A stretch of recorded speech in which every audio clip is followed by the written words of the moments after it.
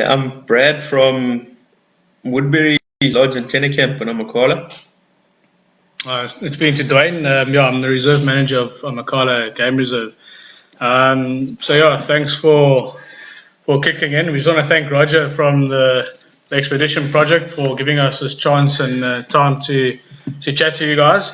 Just talk a little bit about Amakhala, what's going on during this time. Probably the rest of the world will be dealing with the same issues. Just thanks again. So I'll just be chatting a bit more about on the reserve side of things, where we're sitting at and what we've been up to. And then Brad, he will just, from a guide's perspective, what they've been up to during these lockdown times. So pretty much just kick in straight into it. So I've been on the reserve now for about 6 months. Came up from Zululand side of things. So it's all new to me down here in the Eastern Cape, and it's been good and a lot of good challenges. So it's been exciting. Amongst all this lockdown stuff that we've been through, it's been really exciting times. We've had a lot of newborn animals, and particularly we had a baby hippo born in the last couple of months. And it's hippos are new to Amakhala as well, so it's very exciting to have hippos introduced, and a few months later we get a newborn baby here, so that is exciting for everyone. We just had a baby rhino born on Easter weekend as well, which is brilliant. That's cheered everyone up for a good Easter weekend. And one of the most special things as well, we've had cheetah cubs born on the reserve as well, and it's quite a special one as well because it was a cheetah male from a shear that was hand reared and successfully released into the reserve wildly, and it's doing very well. And met up with a female cheetah that was donated from Hope Wild Game Reserve, and straight into it. And 3 months later, we got some cubs out of it, and they're doing extremely well. So things have been really, really busy this side. Drought is still a continuing problem here in Eastern Cape, but I'm quite surprised how tough these Eastern Cape animals have been in this drought. I've seen droughts in other places. The animals take a bit of a knock, but I must say they're quite tough in this place. So during this time, we're using our chance now just to do some surveys and graphs to see where we're at, and so that we can look after that vital grazing that we have. So my ecology team is really busy trying to get down on the ground, literally, to get things done. An exciting time still coming up. We're looking at changing our genetics in our lion population as well. We're looking to introduce some new males in the next couple of weeks or so, probably. And so that will be something useful for Amakhala. Those that are waiting and willing, when they come back to Amakhala once this lockdown is done, please, when you come back, you've got cheetah cubs to see, baby hippos, rhinos, you've got new lions to see. So it's everything kicking and buzzing here this side. So lockdown, I don't know if we're all side, but it doesn't feel like a lockdown here by us, because we've been busy, and it's been grateful. We're glad that the environment that we live here in Amakhala, that's given us this place to keep us busy and everything so happy here. So we've really, really enjoyed our time. We've used it good during this lockdown, giving us the time to catch up on things. And it's been great ever since. On our APU security side, they've been on the ground grafting really, really hard. It always was a concern during this time of lockdown to, the roads are quiet and people are sitting at home bored. We were always worried, what's it going to be? And I must say, our APU guys have really stuck in, haven't gone home. They've been here 24 hours, and they've really, really put up their hand, as well as our ecology side and the reserve side of things, where luckily, when you're working with minimal hands and teams, you actually just get down and get the work done. So it's been really, really good. But we are looking forward to things to get back to normal, so that projects can kick in. Bad side of things with this lockdown, it has financially made an impact for us. So we're always looking at ways to keep the reserve running, and it has been tough, and things aren't going to change anytime soon. We want to keep the APU going, and anything that comes in we use to go to them, just to keep that really important activities on the ground. So yeah, tough decisions are made and really holding back on things, but that's all part of life. So yeah, we get on with it, and yeah, it's exciting. Thank goodness we've got a good team here at Amakhala, and owners and shareholders. They all behind the reserve, so it's easy to make decisions with their help. So yeah, it makes life a lot easier from my side of things. So yeah, it's great. I'll let Brad now jump in because I'm probably just talking too much here, but let him give a bit of a story that he's been doing.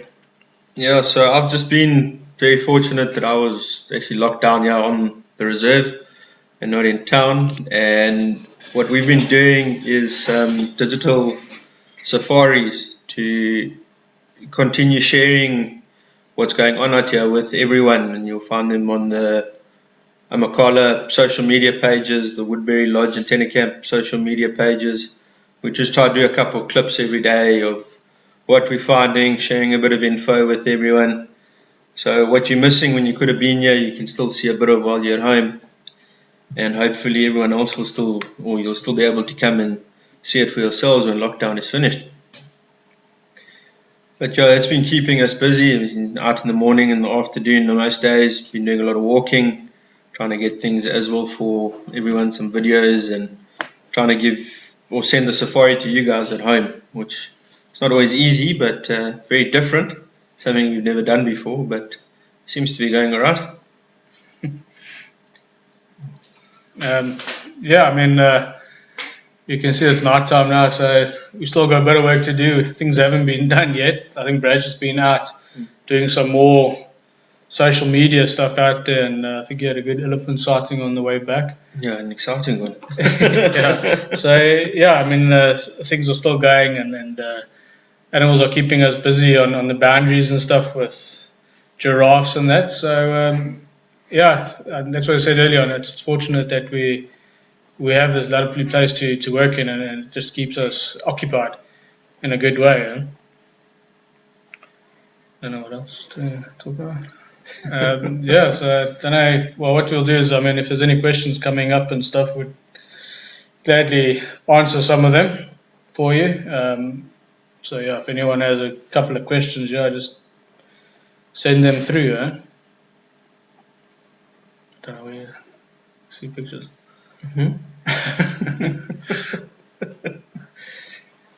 Talk about that. So yeah, if anyone has questions, please, you guys must ask. We have to try and answer them for you.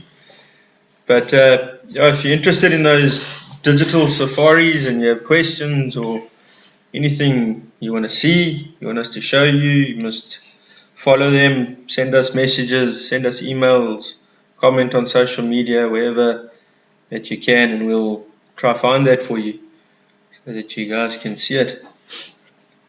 In a way, we're keeping ourselves busy out here as well. Yeah, I mean, but today we had some rain on the reserve as well. So what's it, about 8 mils that came down today? Yeah, in the night. So hopefully it carries on. Look, I mean, it's not going to flood the rivers or anything, but every little bit of rain that we get really helps, and just to keep the grass growing. So yeah, it was a good day today. Nice bit of rain. So yeah, it's been good. Also, something that people have been busy with on the reserve, more behind the scenes, as the Amakhala Foundation has been quite busy during this time as well, trying to help the communities around here, and they've been making face masks for them for when they're able to go to town again for shopping and just for their around people. And they've been making I think it's about 100 a week, and they've also been making education packs for the kids in the community. I mean, there's kids from 3 years old all the way to matric. So they've been making education packs to help them through this time as well, to keep the community on the go as well. Yeah, the foundation is like Brad says, it's a big help on the reserve side of things, where they support not only the community and stuff, but also conservation and the reserve wherever they can. So it's really important having them on board with us and the support they give us from their side. It's really important, and building the relationships with the community from the reserve on an educational basis as well. So the reserve also won't be what it is without the foundation next to us. So we can also say thanks to them a lot as for helping us, and just through them we get a lot of support from people. They put their donations through to the foundation, which comes to us when needed or wherever the guys like their donations to go to, for any big projects that we might have.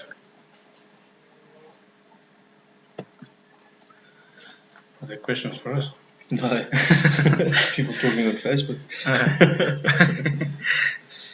So, look, I mean, there's only so much we can really talk into about these things. Like I mentioned earlier on, during the lockdown, we can get to work that we don't often get to. Fixing the smaller things. We've always just got to do a patch job and move to the next big job to get things done because of timeline and stuff. But we've really used this time to actually get to the smaller little things and deal with them properly. On the other side of the things, we don't get to do any big projects now. It's all been put on a hold purely because of tourism that has been held down. So, we're on budget constraints and stuff.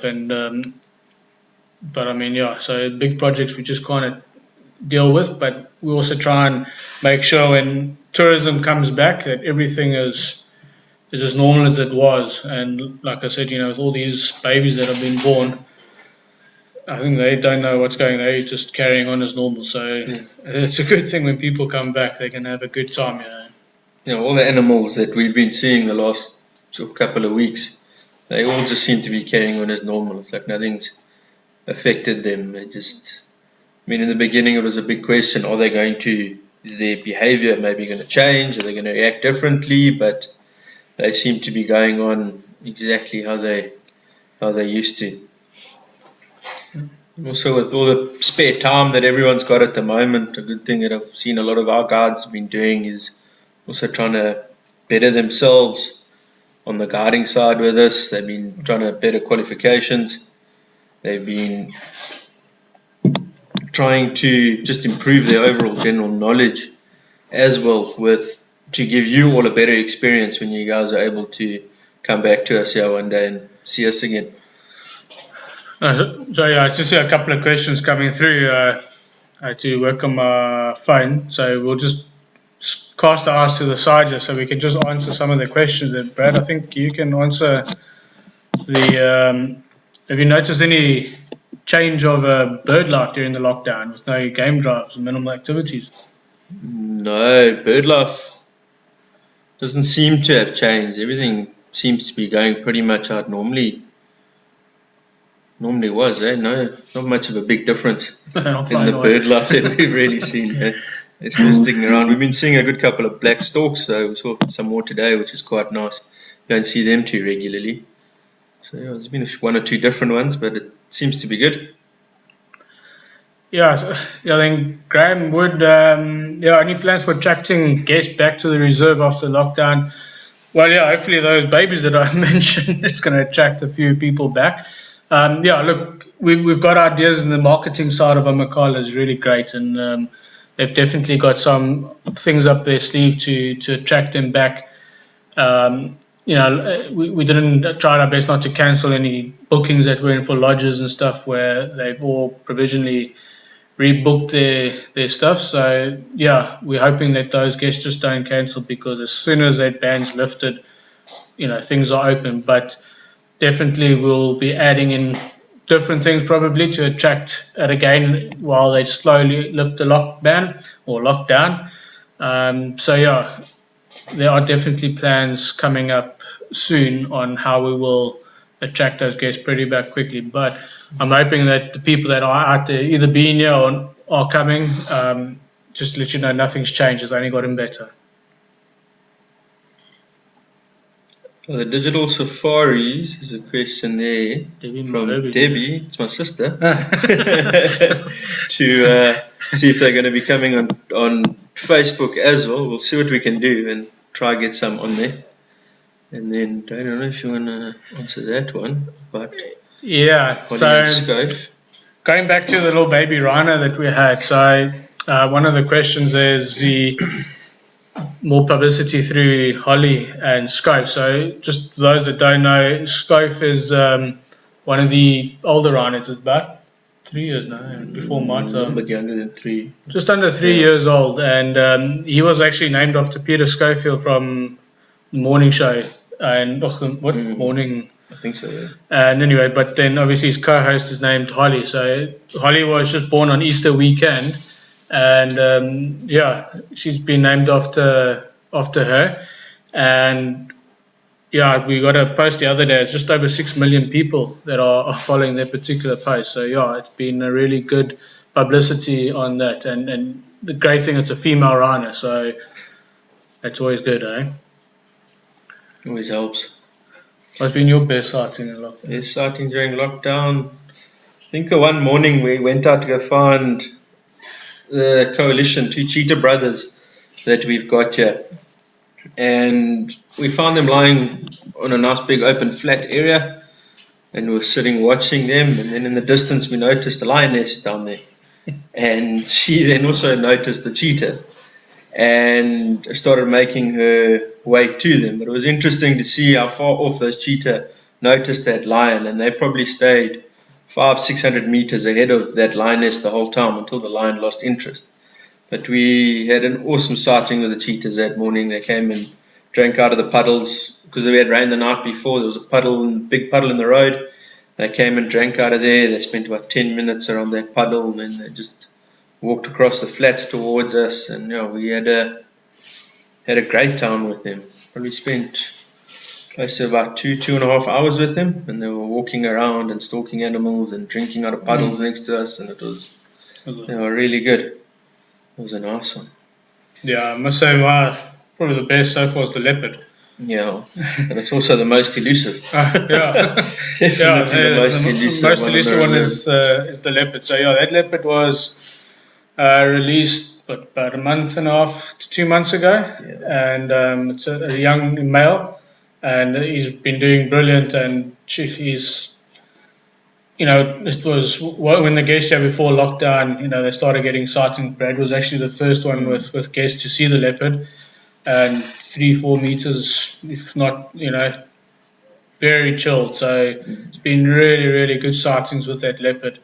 And obviously one of the most elusive ones out here. No, definitely one of the most elusive ones out here. Not many people come and see leopard. It's because they're so hard to find. I mean, their camouflage and just the areas that they prefer to be in make them so hard to see. But when you do see it, it is definitely a special sighting, one that you definitely won't forget. Yeah, so I mean, there's other elusive animals. What would you say? The elusive ones, a lot of your smaller things, like your servals, the caracal, brown hyena, definitely. I haven't seen one of those for months. But very active though. I mean, every day we go out into the bush and we check our water holes, just maintenance things, and there's always activity of brown hyena around.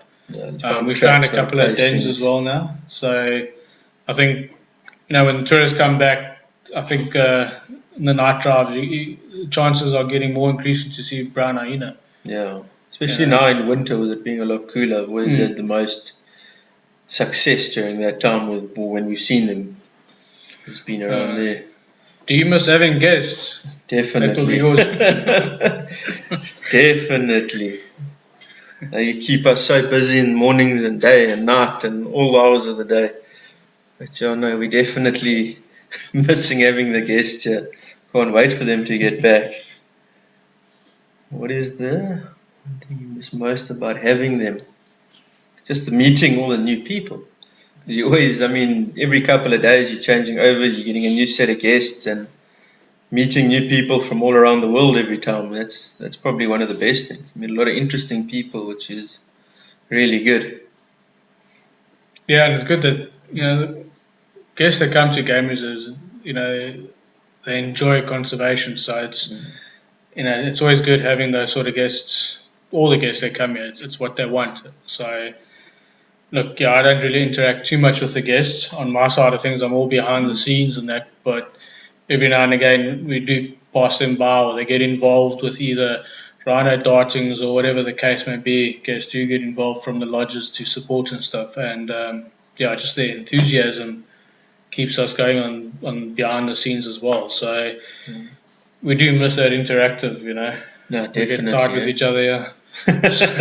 So yeah, come back. Yeah. Do you have any monitoring in place such as camera traps? What? Do you have any monitoring in place such as camera traps? Yeah, no, we do that a lot. In the ecology side, we've got a lot of monitoring camera traps going up, and that's not only for the bigger games such as our leopard that's out just to get traps of him IDing his movements, but also for a lot of the smaller animals that we don't get to see. Like our bat-eared foxes. That's a huge increase you're getting around here. Is our awesome. Bat-eared foxes. Yeah, it's great seeing those things. It's all new for me.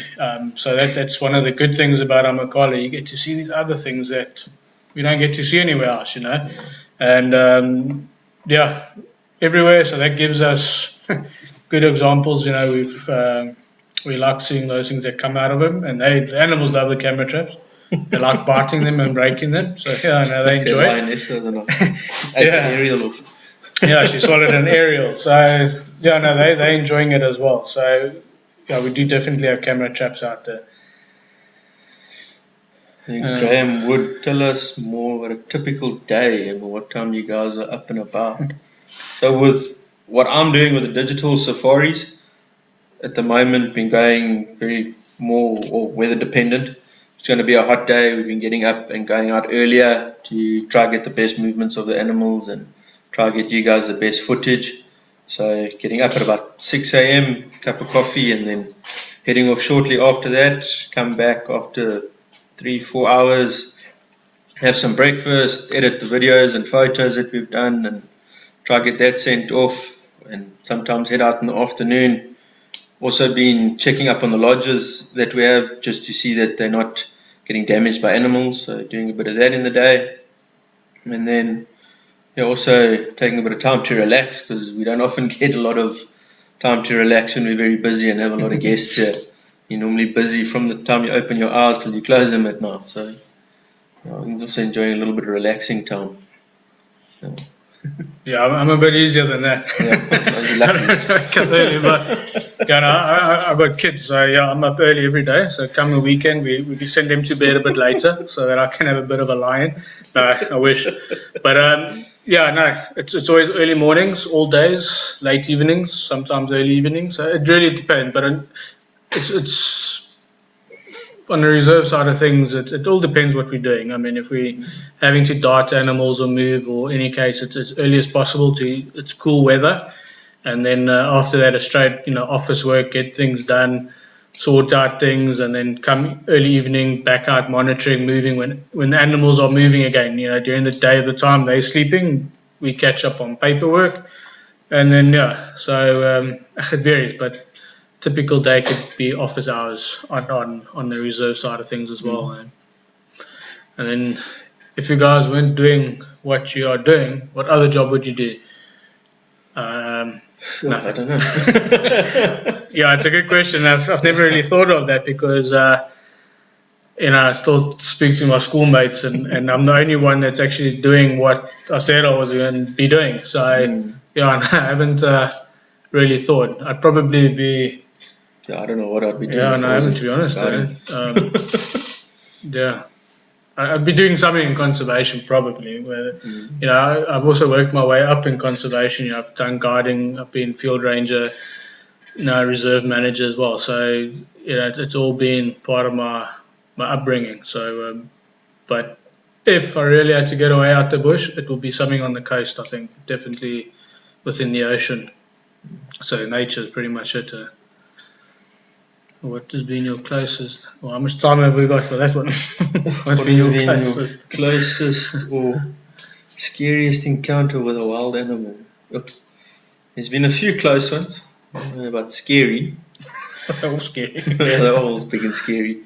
Well, even this evening, before I got here to join up with Dwayne, we went out to go do a little bit of filming, and the battery decided that it was going to give up in my vehicle while I was sitting with an elephant. So we sat there a while and phoned someone to come give us a pull to get the vehicle going again. And this elephant decided that it was time to come and investigate. And he came to about within a meter of my door, and he had a little look at me and smelt me and looked very closely at me, and then I had a few words with him, and he eventually moved on. But I mean, it's crazy how these animals, I'm not saying anyone's an elephant whisperer out here, but if you talk to them and you just keep chatting, they eventually move on. But it is, it makes you remember how small you really are out here when that big thing is standing right next to you. Yeah, no, there's some challenging things out there when you do this job, I must say, and it's all unexpected. It's when you aren't expecting it, and pretty much in my side, it's probably when I was a field ranger, just sitting out there protecting game, or our beloved rhinos and stuff. These lions and leopards, they tend to be very inquisitive at night. So I've had a few of those sort of things, but it comes with the job. It keeps you on your toes and just makes you realise that we're actually very weak out there. So you got to respect these animals, eh? No, definitely. This is their place that we're in, so that's what a lot of people sometimes forget. Are there any negative impacts? Any negative impacts that you've seen from tourism on? Nothing negative that I can think of. Maybe some of those, I don't know, like the petting side of things, but... like the cub petting. Yeah. Yeah, look, I mean, from my side of stuff, ecotourism and conservation is like a very fine balance, and sometimes I must be honest, it is difficult to get them together because without tourism, conservation also takes a back seat. So if it's done with all in the right goal and the right mindset of where each has to go, it has to work together. It's very difficult without it working together. Only negative side I can see of things is maybe just general behavior of people sometimes, that loss of respect for nature, that sort of thing. So I think, fortunately, a lot of game reserves have, good rules and limitations and stuff, and where they draw the line. And I think that is because tourism really has grown and combined together. So, there can be negative impacts, but I think, especially Amakhala, we've got it, and I think it's a lot to learn, a lot more to look at and change. But I think at the moment our ecotourism photographic safaris are really good at the moment. But there are definitely negative stuff, but I wouldn't say really too bad. The guards are very respectful towards the animals and how they do things, which is good. It has a lot of impact on conservation, in terms of, sewage and lights and all of that sort of stuff. But that's where the limitation needs to come in. You need to control those things because we need them and they need us. So you've got to have a right line. What did you guys say is your favourite wild animal and why? Well, leopard. Because that's so hard to find. Yeah, I'd say mine is elephants. Elephants are somewhere just close to me. Probably the reason I like elephants is they're so clever, I think, and I can read elephants and just sit with a herd of elephants or even just a bull and just watch them and their behavior and how they interact with you alone, and that's what interesting is. You take a lion and they're very bad examples to life because they just sleep 21 hours of the day. No. So, they're not a good role model. Where elephants, they just have that connection with you all the time. Whether they don't want you there, they tell you.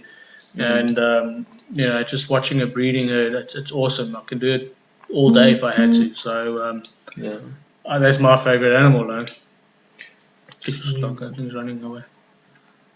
Do you guys have any rules in place? Yeah, no, we definitely have rules in place to respect the animals. I mean, something that all the guards do is we won't approach closer than, say, 15 meters on an animal. And if the animal comes to you, it's a different story. It shows that it's comfortable, but you're not going to go into its comfort zone and make that animal feel uncomfortable and push it out the way. And we do show a lot of respect to the animals, and we are quite strict on the rules with the guards that they stick to that, so that we can try and ensure that everyone has the best possible outings when you come here. I mean, like a situation I mentioned earlier that happened this evening. I mean, I wouldn't normally sit and let the animal come that close. It's just I couldn't start the vehicle, so I had absolutely nowhere to go. But yeah, with guests and everything, we don't push the limits, because you also, I mean, you don't want to scare people. You want them to enjoy themselves and have a good time while they're here. Yeah, but I think having those rules in place allows for a situation like that now to happen, where we've given them that space and to relax with the vehicle. So when things like that can happen with guests, and these animals we've come to an agreement almost, and so these rules respect each other. Yeah, respect each other, and these rules are in place, and it works for everyone. Yeah, there's quite a nice one up here. You can answer this one. Endless funding. Endless funding. Buy land for more animals. What would you do in the reserve, the dream project? Just like, endless funding. I mean, I'd definitely love to increase our APU or team and have more boots on the ground, and to be able to capacitate technology with them sort of things on that side of things, protecting wildlife in general, all wildlife. Rhino is the custodian of poaching, but we've got to protect everything. If we can't let one thing get poached and killed on one side and protect one species, they're all in the same bubble. So there's definitely one side I'd like to increase on, and then also different. Just so much, biodiversity. Our land that gets degraded, we'd love to sort that out in terms of bush encroachment. That's a continuous problem that you'll have in every province, every reserve, and it's a continual yearly, annual work that we've got to attend to, and sometimes funding is the thing that holds you back on these sort of projects, because it's physical manual labor that you got to do. And so those are just two of the projects I'd like to offhead that I'd think of doing straight away. But that list can get larger as we sit down and think, but that just pops out of my head right now is saving biodiversity through saving the land, erosion, all that sort of stuff that takes your grazing away, and then obviously being able to put more boots on the ground and to protect all species on us. Where do you think now? What do you think is the most fascinating small animal? I'd say a caracal. Yours a caracal? Yeah, just to watch how they sometimes grab birds while they're taking off and bringing down animals like as big as a bushbuck. I mean, it's not even a big cat. And they're so ferocious and amazing to watch. And you don't see them too often either. So also a special one when you get to see them. Yeah, mine's a bush baby. Yeah, I enjoy bush babies. Yeah, no. So when I saw them, they were fascinating, and they are such a small little thing that can jump so much. They. I think there's a lot to learn about them still. But that's pretty much my smallest one that I'm fascinated about. Yeah. Would you consider opening opportunities for local communities? Yes, one of the questions is, would we open up for communities to visit the reserve? Look, we do open up for communities to visit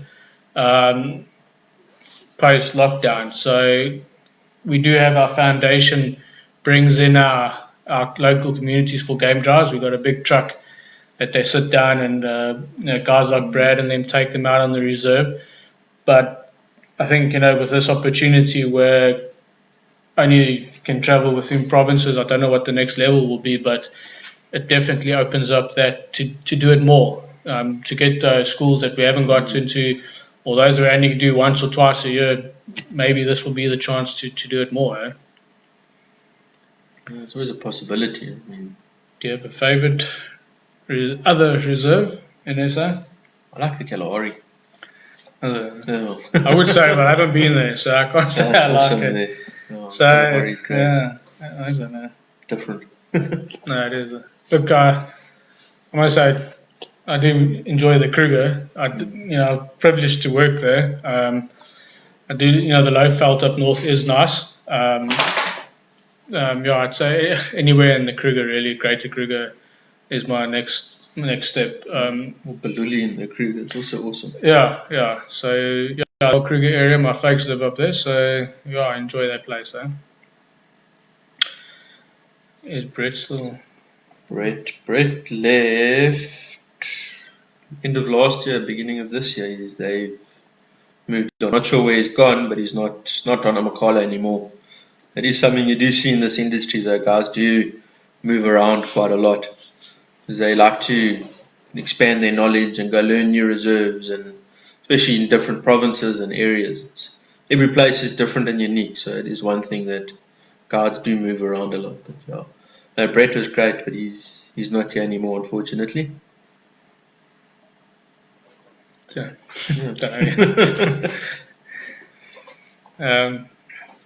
Yeah, so as you showed, if that was the last question, we'll give it a few couple of minutes and see. Stare at each other. Dogs are also waiting. So yeah, I mean, if that was the end of the questions, just once again, we'd just like to thank Roger and the Expedition Project for this opportunity. It's been great. And look forward to you guys out there that have watched it, and we'll pass it on to please come back to Amakhala. We're waiting for you, Alex. And should we bump into you, tell us that you saw us or heard us on the Expedition Project, then we know you were there. So yeah, thanks again from my side. Yeah, and thanks for joining us. All right. Thanks, everyone. Cheers. Oh, the end.